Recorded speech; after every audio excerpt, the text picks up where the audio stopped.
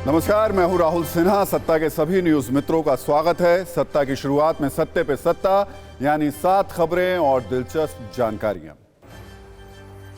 अयोध्या और काशी के बाद अब मथुरा का सच सामने आने वाला है। इलाहाबाद हाईकोर्ट के सर्वे वाले आदेश के बाद पूरे देश में एक ही चर्चा चल रही है, क्या मथुरा में मस्जिद के नीचे मंदिर है? मथुरा में शाही ईदगाह मस्जिद के नीचे गर्भगृह, स्वास्तिक, शेषनाग वाले दावों का सच क्या है? सर्वे वाले आदेश पर AIMIM के अध्यक्ष ओवैसी का सियासी चिंगारी वाला बयान भी हम आपको सुनवाएंगे। संसद की सुरक्षा में सेंध का मामला अब गंभीर होता जा रहा है। आरोपियों की आज पटियाला हाउस कोर्ट में पेशी हुई। पुलिस की तलाश अब फरार आरोपी ललित झा पर है, जिस पर मास्टरमाइंड होने का शक है।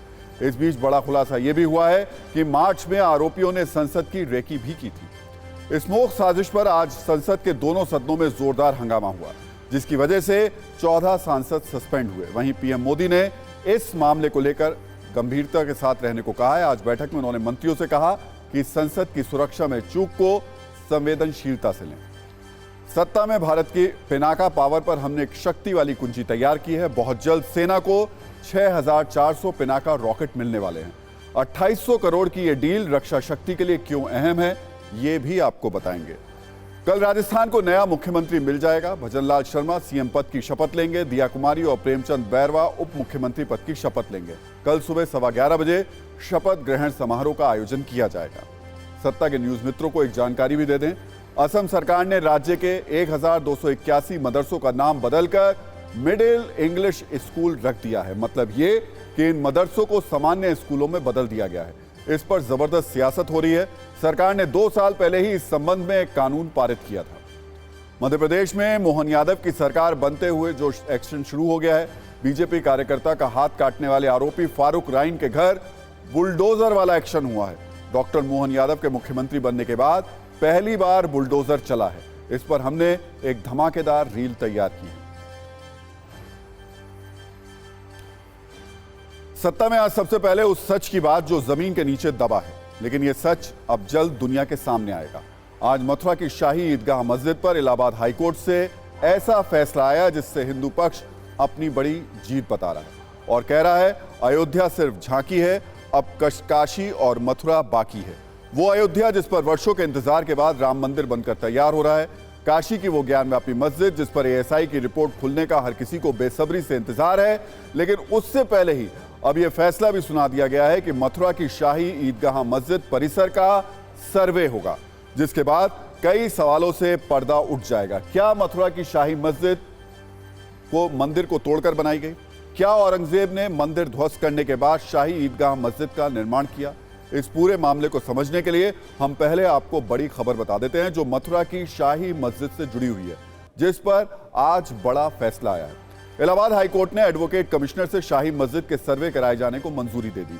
इसकी मांग विवाद के पक्षकार श्री कृष्ण विराजमान की ओर से की गई थी, जिनका दावा है कि शाही मस्जिद के नीचे श्री कृष्ण का जन्म स्थान है।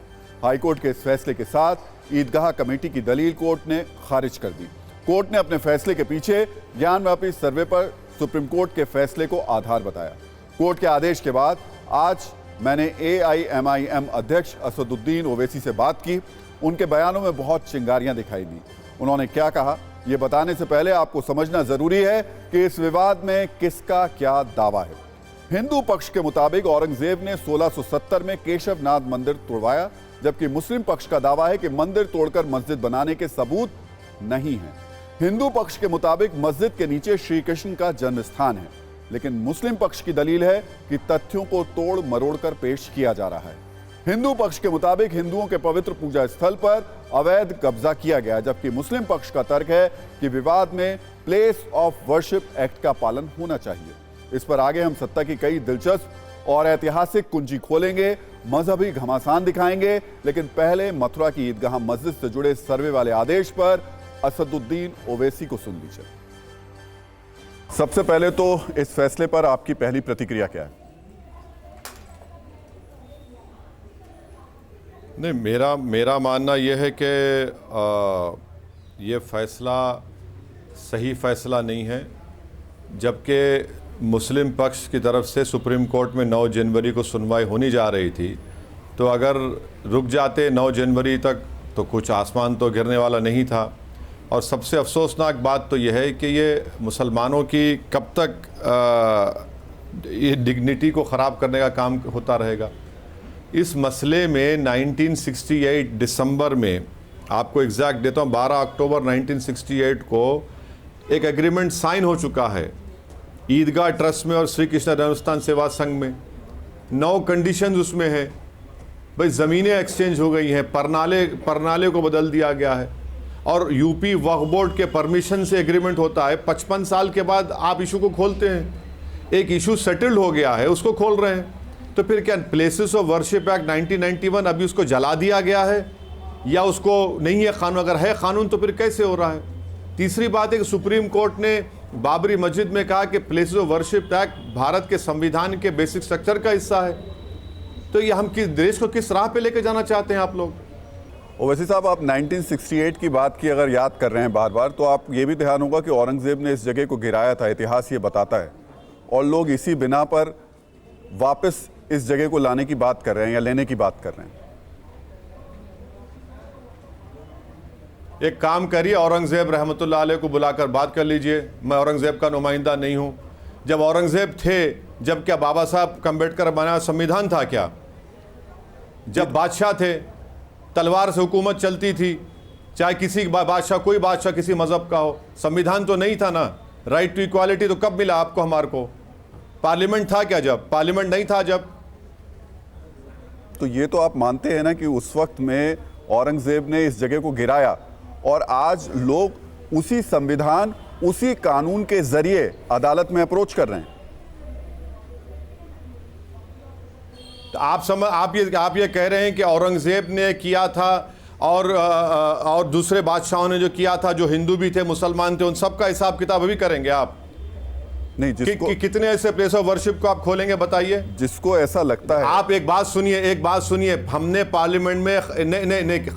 पार्लियामेंट में कानून बनाया कि 15 अगस्त 1947 को जिस किसी का प्लेस ऑफ वर्शिप होगा वो ही रहेगा। उसमें गलती सबसे बड़ी ये हो गई कि हमने बाबरी मस्जिद को शामिल नहीं किया। मैंने जब बाबरी मस्जिद का फैसला आया था उसी वक्त कह दिया था कि क्योंकि सुप्रीम कोर्ट ने फैसला आस्था की बुनियाद पर दिया है, अब सब मसले खुलेंगे। अब मसले खुल रहे हैं। नहीं, तो कोर्ट फैसले दे रहा है ना। ये आप मान रहे हैं कि कोर्ट सही नहीं कर रहा है? बिल्कुल, मैं तो कहा ना, बाबरी मस्जिद के जजमेंट को मैंने कहा था कि supreme court is supreme but not infallible. Court के फैसले से आप डिसएग्री कर सकते हैं, उसमें कोई गुनाह नहीं है। पर ऐसा क्यों होता है? आज भी इलाहाबाद हाई कोर्ट का जो फैसला है, देखिए, सुनिए, ट्रायल कोर्ट में मेरा आपका झगड़ा चल रहा है और आप अचानक चले आते हैं हाई कोर्ट को, कहते हैं कि नहीं आप इसको सुन लीजिए, ट्रायल कोर्ट से नहीं, यहीं सुन लीजिए। भाई मेरा तो मैं राइट ऑफ अपील को अपना खो चुका हूं ना। हाई कोर्ट अगर ट्रायल कोर्ट बनेगा तो मेरा राइट ऑफ अपील मैं खो रहा हूं। उसके खिलाफ सुप्रीम कोर्ट गया और सुप्रीम कोर्ट 9 जनवरी को सुनवाई करने वाला था। साहब, लेकिन ऐसा क्यों है कि जो फैसला आपके समर्थन में आएगा, आपके लिए सही होगा, उसको तो आप कह देंगे नहीं सही है। सेम सेक्स मैरिज में कोर्ट सही हो जाता है। जब जयपुर में 4 दोषियों को रिहा कर दिया जाता है, बरी कर दिया जाता है, तब कोर्ट सही हो जाता है। लेकिन ऐसे फैसलों में कोर्ट गलत हो जाता है। तो ऐसा कैसे होगा? एक जगह आप मानते हैं कि कोर्ट गलत है, एक जगह आप मानते हैं कोर्ट सही है, अपने अपने फैसलों के हिसाब से। देखिए, कोर्ट सुनिए, सुप्रीम कोर्ट हमारा आखिरी एपेक्स कोर्ट है, उसके फैसले को मानते हैं। फैसले से डिसएग्री करना वो भी मेरा राइट है। आपने राम मंदिर पे आप ऐसा राम मंदिर पे कहां माना? डिसएग्री कर रहे हैं, डिसएग्री कर। अरे भाई, अगर 6 दिसंबर को मस्जिद नहीं टूटी तो क्या कोर्ट फैसला देता? सोचिए आप, 6 दिसंबर को अगर मस्जिद शहीद नहीं होती तो क्या फैसला देता कोर्ट? अगर 1948-49 में चोरों की तरह अगर मस्जिद में मूर्तियां नहीं रखी जाती तो कोर्ट क्या फैसला लेता? राजीव गांधी के ज़माने में अगर बगैर मुस्लिम पक्ष को बुलाए ताले खोल दिए जाते और 25 पेज का ऑर्डर बगैर कंप्यूटर के टाइपराइटर पर 6 मिनट में दिया जाता तो क्या फैसला आता? अब असदुद्दीन ओवैसी क्या करेंगे इस मामले में? आपके सामने आए, बोलेंगे अपनी बात, पूरी देश के सामने बोलेंगे। जो हम कर सकते जमहूरियत के दायरे में करते हैं और करते रहेंगे। आज का जो फैसला आया, मैं उसको मानता हूं कि जल्दबाजी में फैसला ले लिया गया है। अब देखिए सुप्रीम कोर्ट में क्या होता है। ये लोग, मुस्लिम पक्ष सुप्रीम कोर्ट को जाएगा। दरअसल ये पूरा विवाद मथुरा में 13.37 एकड़ जमीन को लेकर है, जिसमें करीब 11 एकड़ जमीन पर श्री कृष्ण जन्मस्थान मंदिर है, जबकि 2.37 एकड़ जमीन पर शाही ईदगाह मस्जिद है। लेकिन हिंदू पक्ष का दावा है कि मस्जिद मंदिर को तोड़कर बनाई गई है, इसलिए जमीन हिंदू पक्ष को दी जाए। हिंदू पक्ष ने कोर्ट में जो याचिका दायर की उसमें कई चौंकाने वाली और दिलचस्प दलीलें भी हैं। हिंदू पक्ष के मुताबिक शाही ईदगाह मस्जिद के नीचे भगवान का गर्भगृह है। मस्जिद में मंदिर होने के प्रतीक मौजूद हैं। इन्हीं प्रतीक में से एक है स्वास्तिक का चिन्ह। इसके अलावा शाही ईदगाह में हिंदू स्थापत्य कला के सबूत भी मौजूद होने के दावे किए गए हैं। मस्जिद में कमल के आकार के स्तंभ बने हुए हैं और शेषनाग की छवि भी मौजूद है। हालांकि सच क्या है ये वैज्ञानिक सर्वे के बाद ही सामने आएगा, लेकिन उससे पहले इस पर मजहबी घमासान छिड़ा हुआ है। आज कथावाचक देवकीनंदन ठाकुर और AIMIM के नेता वारिस पठान ने भी TV9 भारतवर्ष से बात की। इस पर भी हम आपको एक रील दिखा देते हैं।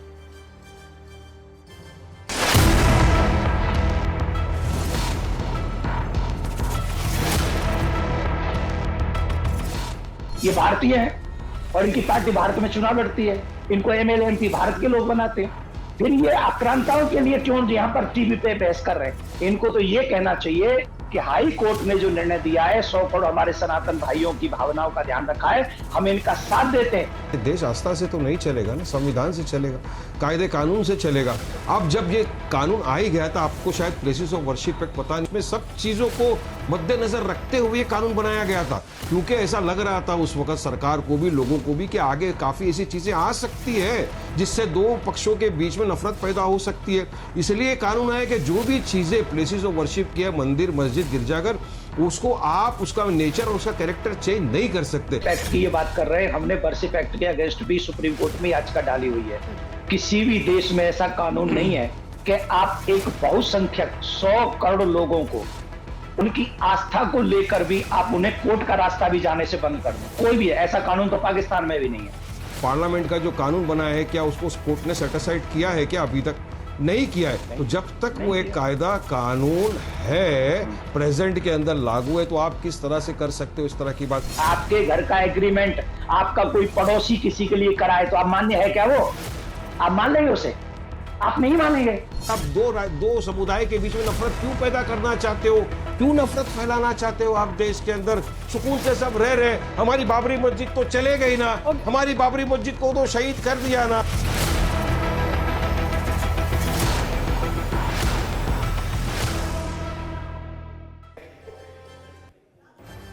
आज इस खबर पर रिसर्च करते वक्त हमें एक ऐसी किताब के बारे में पता चला जो हिंदू पक्ष के दावों को और हवा देने का काम करती है।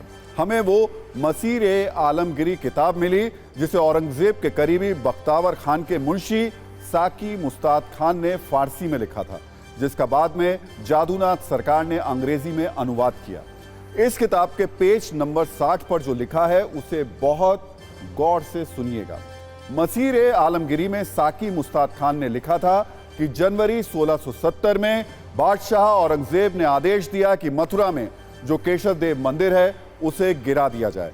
जितनी भी मूर्तियां हैं जिनमें कीमती जवाहरात जड़े हुए हैं जो मंदिर में रखी थी, उन्हें आगरा लाया जाए और बेगम साहिबा मस्जिद की सीढ़ियों के नीचे दफन कर दिया जाए। यानी जिस शख्स ने यह सब कुछ अपनी आंखों से देखा था उसे शब्दों में अपनी किताब में उतार दिया और इसमें उन्होंने मंदिर तोड़े जाने का भी जिक्र किया है। इस किताब में साकी मुस्ताद खान ने यह भी लिखा कि बाद में मथुरा का नाम तब बदलकर इस्लामाबाद रख दिया गया और इसके बाद हुक्म की तामील करने वालों को इनाम भी दिए गए। सत्ता में अब बात करते हैं मध्य प्रदेश की, जहां नई सरकार की शपथ के 24 घंटे के भीतर हिंदुत्व का ट्रेलर दिखाई देने लगा है। इस ट्रेलर में क्या क्या है, इस पर सत्ता की विस्तृत कुंजी खोलें उससे पहले भोपाल में हुए बुलडोजर एक्शन की बात कर लेते हैं। यूपी में अपराधियों पर चलने वाला बुलडोजर आज मध्य प्रदेश में चलने लगा। मोहन यादव की सरकार में आज भोपाल में एक अपराधी के घर पर पहला बुलडोजर चला। जिस अपराधी के घर पर बुलडोजर चला उसका नाम फारूक राइन है और उस पर बीजेपी कार्यकर्ता पर जानलेवा हमले का आरोप है। आरोपों के मुताबिक कुछ दिन पहले भोपाल में फारूक राइन ने बीजेपी कार्यकर्ता देवेंद्र ठाकुर पर तलवार से हमला किया था। इस हमले में देवेंद्र ठाकुर की हथेली कटकर अलग हो गई थी, जिसके बाद आरोपी फारूक राइन को गिरफ्तार कर लिया गया। आज उसी आरोपी फारूक राइन के घर पर बुलडोजर चलवा दिया गया। आरोपी का घर अतिक्रमण करके तैयार किया गया था। उसने नगर निगम के नियमों का उल्लंघन किया था। सीएम मोहन यादव इस एक्शन के जरिए संदेश दे रहे हैं कि अब मध्य प्रदेश भी यूपी की तरह बुलडोजर एक्शन वाला होगा। अपराधियों की गुंडागर्दी नहीं चलेगी। आज की इन तस्वीरों के बाद अब बात करते हैं कल नई सरकार के शपथ लेने के कुछ ही घंटों के बाद हुए उन फैसलों की, जिससे ये सवाल उठ रहे हैं कि क्या मध्य प्रदेश हिंदुत्व की नई प्रयोगशाला बनने वाला है? क्या मध्य प्रदेश भी उत्तर प्रदेश की राह पर चलने वाला है? क्या मध्य प्रदेश के नए मुख्यमंत्री मोहन यादव हार्डकोर हिंदुत्व की राह पर हैं?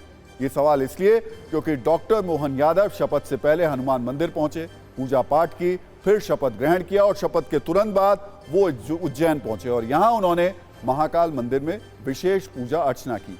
पदभार ग्रहण करने के लिए वो मंत्रालय पहुंचे तो वहां भी पूजा पाठ कराया। इतना तक तो ठीक था, लेकिन कैबिनेट की पहली बैठक के बाद सीएम मोहन यादव ने 3 ऐसे बड़े फैसले लिए जिससे कांग्रेस नाराज है और कयास लग रहे हैं कि बीजेपी मध्य प्रदेश को हिंदुत्व की नई प्रयोगशाला बनाना चाहती है। मोहन यादव सरकार ने कल जो 3 बड़े फैसले लिए उसमें पहला फैसला है खुले में मांस और अंडे की बिक्री पर रोक लगाने का।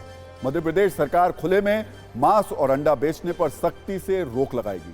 दूसरे फैसले में धार्मिक स्थलों पर अनियंत्रित लाउडस्पीकर पर रोक लगा दी गई है। तीसरे फैसले में राम मंदिर की यात्रा के लिए तैयारी का ऐलान किया गया है। मोहन यादव की सरकार के इन तीनों फैसलों पर अब राजनीति शुरू हो गई है। कांग्रेस विधायक आरिफ मसूद सरकार के इस फैसले से नाराज हैं। कह रहे हैं कि भ्रम पैदा करने की कोशिश हो रही है, सरकार की नीयत साफ नहीं है। जबकि दिग्विजय सिंह के बेटे और कांग्रेस के विधायक जयवर्धन सिंह पूछ रहे हैं क्या मंदिरों में जो भजन कीर्तन होता है वहां की आवाज से ध्वनि प्रदूषण नहीं होता।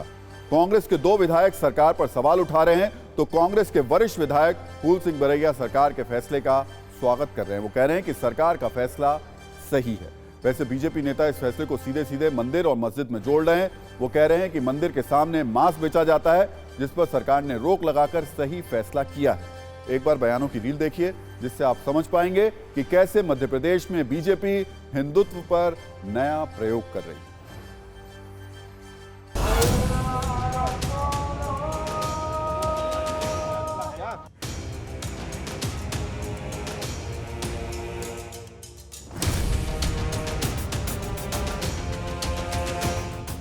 मध्य प्रदेश के नए मुख्यमंत्री मोहन यादव हार्डकोर हिंदुत्व की राह पर नजर आ रहे हैं और शपथ के बाद जब उन्होंने पहली कैबिनेट मीटिंग ली तो उसमें 2 फैसले लिए। एक तो ये कि धार्मिक स्थलों पर जो लाउड स्पीकर लगाए गए हैं उससे नियंत्रित होकर ही बजना चाहिए और जो अनियंत्रित आवाज़ आ रही है उसे हटाया जाएगा।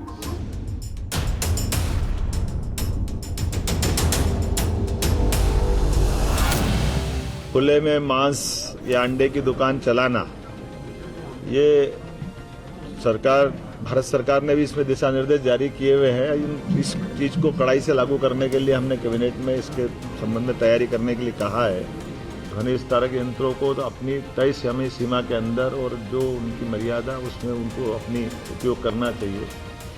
उस नाते से हम कोशिश करेंगे।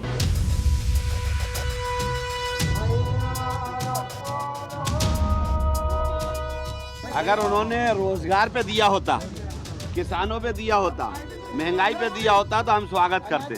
उन्होंने ऐसा बयान दिया है जिससे साबित कर दिया कि मध्य प्रदेश में विकास नहीं दुर्भावना चलेगी।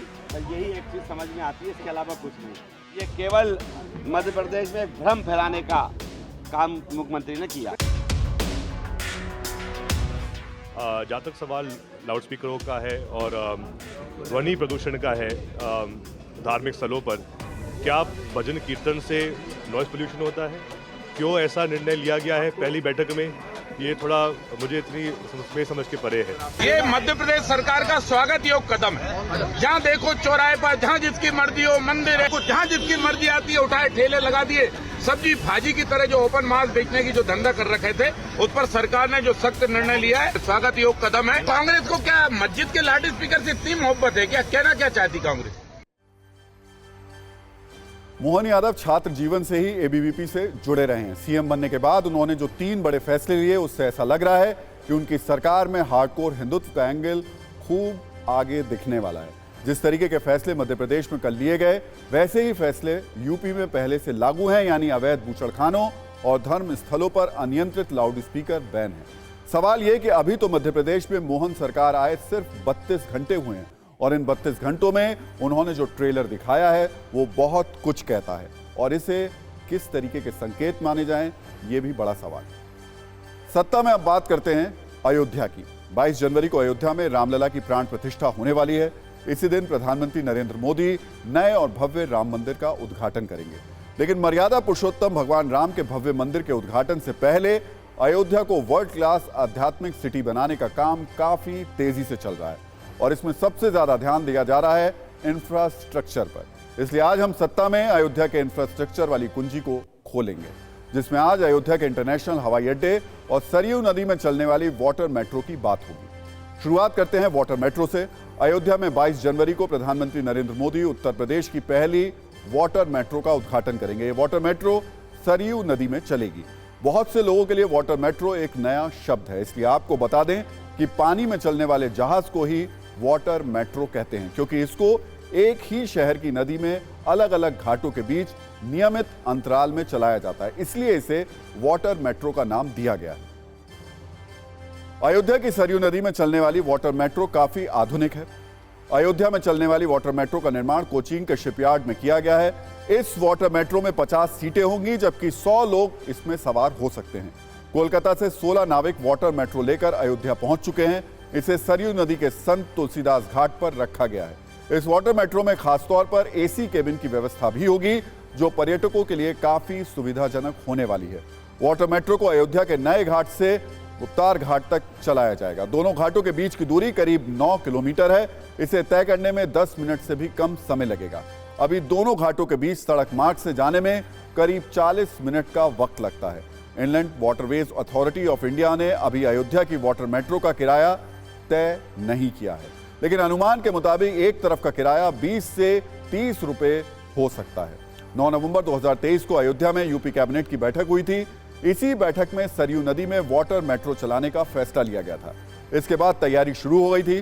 22 जनवरी को पीएम मोदी वाटर मेट्रो का उद्घाटन करने के बाद इसी से अयोध्या के अलग अलग घाटों का दौरा भी करेंगे।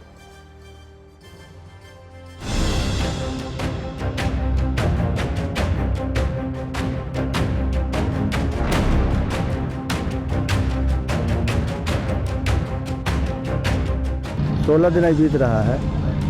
कहाँ पहुँचे हैं? अयोध्या। अच्छा, कितने पीस लाए हैं? 2 पीस है। कैसे आपके साथ कितने और वर्कर हैं? आदमी है 16 आदमी। 16 आदमी। कितने नाव से खींचा है? 3 नाव से।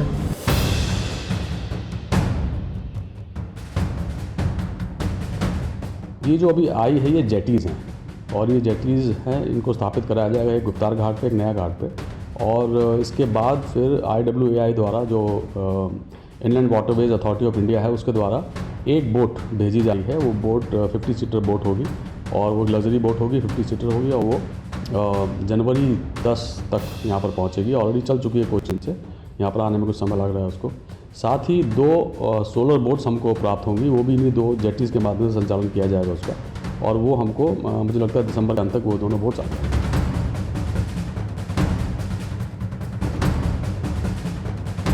उसको हम लोग अभी टेस्ट के रूप में चलाएंगे, उसको संचालन प्रारंभ करेंगे ताकि उसको चेक कर सकें, उसका संचालन कोई कठिनाई आ रही हो दूर की जा सके।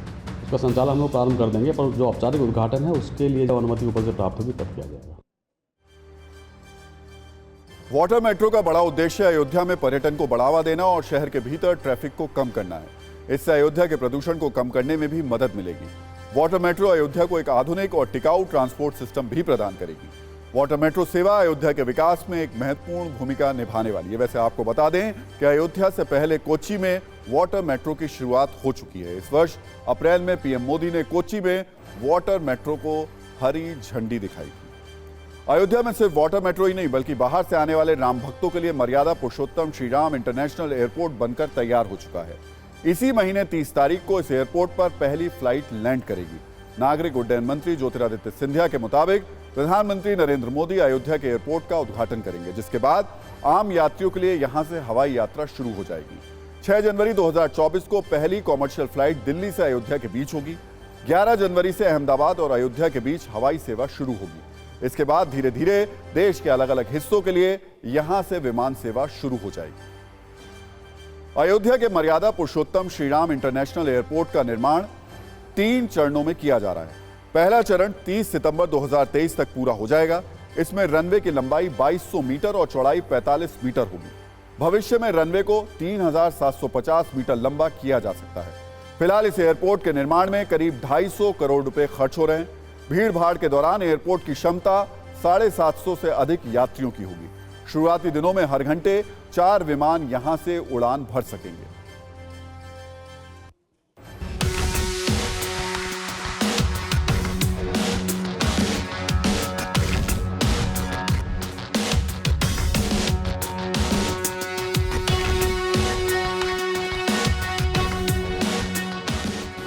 इस महीने के अंत तक हमारा अयोध्या का एयरपोर्ट पूर्ण रूप से तैयार हो जाएगा और जब प्रधानमंत्री जी के कर कमलों से उसका उद्घाटन हो रहा है, वो केवल एयरपोर्ट का नहीं होगा लेकिन फ्लाइट के साथ होगा।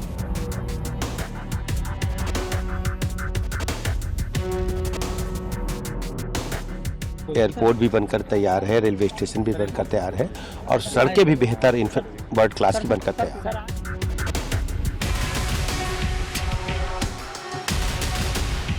इसका 30 दिसंबर को उड़ानें शुरू होगी और दिल्ली से अयोध्या और अयोध्या से दिल्ली की फ़्लाइट का इनॉग्रल फ़्लाइट्स का डेट और शेड्यूल आ चुका है और 6 जनवरी से हमारा कमर्शियल फ़्लाइट स्टार्ट होगी दिल्ली के लिए।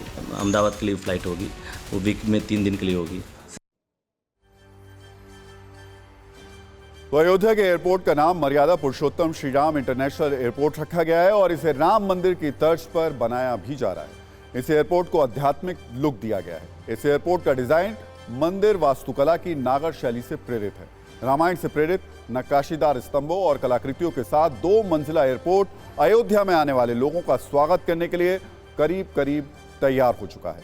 एयरपोर्ट के मुख्य प्रवेश द्वार पर एक भव्य सीढ़ीदार शिखर होगा जो मंदिर की सबसे ऊंची संरचना होती है। टर्मिनल की छत को सपोर्ट देने वाले बड़े बड़े पिलर्स पर रामायण के अलग अलग कांड अंकित होंगे। कुल मिलाकर मर्यादा पुरुषोत्तम श्रीराम इंटरनेशनल एयरपोर्ट आधुनिक सुविधाओं के साथ साथ अयोध्या की समृद्ध संस्कृति और आधुनिक सुविधाओं का आदर्श मिश्रण होगा। और सत्ता में अब बात करते हैं संसद की सुरक्षा में हुई चूक की, जिस पर एक्शन भी हो रहा है, सियासत भी हो रही है। वीआईपी सुरक्षा से लैस संसद में स्मोक बम वाली साजिश की कहानी में रोज नया एंगल सामने आ रहा है। जैसे जैसे जांच आगे बढ़ रही है, जैसे जैसे आरोपियों से पूछताछ हो रही है, नए राज सामने आ रहे हैं, नई चौंकाने वाली कहानियां भी सामने आ रही हैं। और इससे एक बात तो बिल्कुल साफ है कि संसद में जो कुछ भी हुआ वो अचानक नहीं था। पूरी प्लानिंग के साथ हमलावर संसद के अंदर घुसे। तो सवाल है, क्या प्लानिंग कुछ और थी? क्या संसद में कल और बड़ी घटना हो सकती थी? कुछ पॉइंट्स में संसद का संपूर्ण अपडेट आपको दे देते हैं, उसके बाद एक एक किरदार की कहानी को समझाएंगे। संसद की सुरक्षा में लापरवाही में एक्शन हुआ। यहां तैनात 8 सुरक्षा कर्मियों को सस्पेंड कर दिया गया। आज पकड़े गए आरोपियों की पटियाला हाउस कोर्ट में पेशी हुई। दिल्ली पुलिस ने यूएपीए यानी एंटी टेरर और गैर कानूनी गतिविधियां रोकथाम अधिनियम के तहत केस दर्ज कर लिया है। सुरक्षा चूक मामले पर संसद के दोनों सदनों में हंगामा हुआ। लोकसभा से 13 और राज्यसभा से 1 सांसद को सस्पेंड कर दिया गया। विरोध में डेरेक ओब्रायन ने संसद के बाहर भी प्रदर्शन किया। संसद सुरक्षा से इन मामले में पीएम मोदी ने बैठक में मंत्रियों से कहा, सुरक्षा में चूक को संवेदनशीलता से लें। संसद साजिश के आरोपियों पर बड़ा खुलासा हुआ है। बजट सत्र के दौरान रेकी की गई थी उनकी तरफ से। तकरीबन 1.5 साल पहले सभी आरोपी मैसूर में मिले थे। फरार ललित झा पर ही मास्टरमाइंड होने का शक है। इन आरोपियों को लेकर एक और जो खुलासा हुआ है वो बेहद हैरान करने वाला है। बताया जा रहा है कि एक आरोपी मनोरंजन गौड़ा ने मार्च में रेकी की थी। इसके बाद सागर शर्मा ने जुलाई में संसद की रेकी की। बाद में सबने मिलकर फाइनल प्लान बनाया और 13 दिसंबर को इसे अंजाम दिया। खास बात यह कि सारे आरोप सोशल मीडिया पर भी ये सारे के सारे आरोपी सुपर एक्टिव थे। क्षेत्रों में रहने वाले लोगों लिए भी है। जो कल घटना घटी है उस घटना को लेकर हम सब चिंतित हैं। जिनको भी हम पास देते हैं ऐसे व्यक्ति को पास न दिया जाए जो जाकर इस प्रकार की अराजक की स्थिति संसद भवन के अंदर पैदा कर दे। यह हम सभी को, केवल सत्ता पक्ष ही नहीं बल्कि दूसरे पक्ष के लोगों को भी यह सावधानी बरतने की जरूरत है।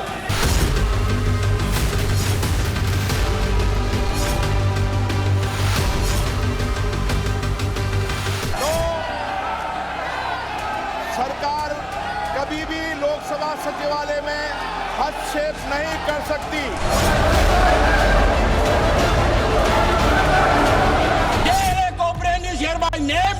To leave the house immediately.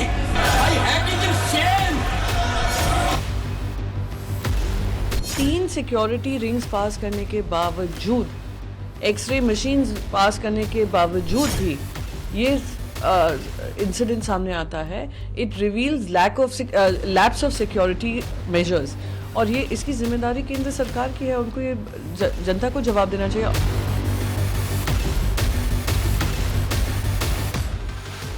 के पास में कोई मुद्दा विहीन विपक्ष है, अब इन्हीं सब चीजों को समझता है कि इसी से शायद उनकी नैया पार हो जाए।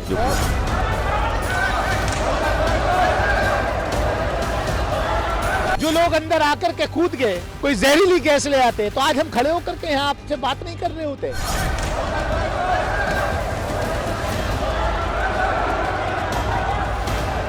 सदन में अराजकता ने फैलाया। Can you imagine a member walking to this place? Shameful event. जो मेरी लड़की वहाँ भीतर अंदर वो जो बम बगाए गए, धुआं छोड़ा गया, जो कारण था वो अंदर थे। मेरी लड़की तो फिर भी बाहर नारे लावे थी, बाहर तो अरेस्ट करी है, अंदर तो नहीं थी मेरी लड़की।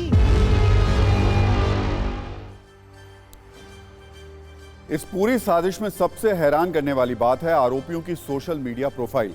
वो पोस्ट जो आरोपियों ने साजिश से पहले लिखी थी। संसद की सुरक्षा में सेंध लगाने वाले आरोपियों की सोशल मीडिया प्रोफाइल से क्या पता चला है, आपको वो बताते हैं। सागर शर्मा ने इंस्टाग्राम पर अपनी आखिरी पोस्ट में लिखा, जीते या हारे पर कोशिश तो जरूरी है, अब देखना यह है सफर कितना हसीन होगा। उम्मीद है फिर मिलेंगे। लखनऊ का रहने वाला सागर शर्मा अपनी सोशल मीडिया प्रोफाइल पर खुद को लेखक, कवि और दार्शनिक बताता है। इंस्टाग्राम बायो में भी वो एक कलाकार होने का दावा करता है। नीलम, जो फेसबुक पर काफी सक्रिय है, उसने राजनीतिक रैलियों में भाग लेने की कई तस्वीरें और साथ ही स्वतंत्रता सेनानियों की तस्वीरें भी पोस्ट की हैं। उसने जंतर मंतर और उत्तर भारत के अन्य विरोध स्थलों से तस्वीरें पोस्ट की हैं। उसे किसानों के साथ बैठे देखा जा सकता है। पोस्ट 2020-21 में किसान विरोध प्रदर्शन की है। अमोल शिंदे इंस्टाग्राम पर अपने आखिरी पोस्ट में मुंबई के सीएसटी स्टेशन के सामने खड़े होकर अपना एक वीडियो पोस्ट किया। अनमोल ने दौड़, मुक्केबाजी और खेलों में पदक जीतने के वीडियो और तस्वीरें भी पोस्ट की हैं। ललित झा ने इंस्टाग्राम पर संसद के बाहर विरोध प्रदर्शन का एक वीडियो क्लिप पोस्ट किया, जिसमें नीलम और अमोल को कलर स्मोक स्टिक से रंगीन धुआं छोड़ते हुए दिखाया गया। ललित के इंस्टाग्राम अकाउंट पर स्वतंत्रता सेनानियों की तस्वीरें भी हैं।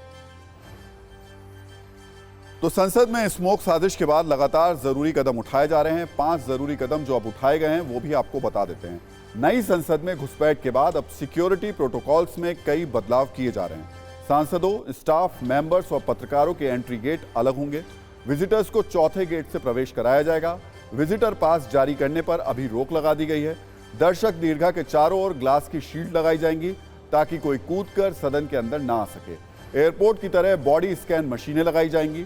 सुरक्षा कर्मियों की संख्या में भी बढ़ोतरी की जाएगी। तो देखिए, सबके बीच में सत्ता का आज का टाइम खत्म हो गया, लेकिन सभी न्यूज़ मित्रों से हमारी न्यूज़ रिक्वेस्ट है कि वो सत्ता की न्यूज़ को ज़्यादा से ज़्यादा शेयर करें और अपने सुझाव हमें व्हाट्सएप जरूर करें।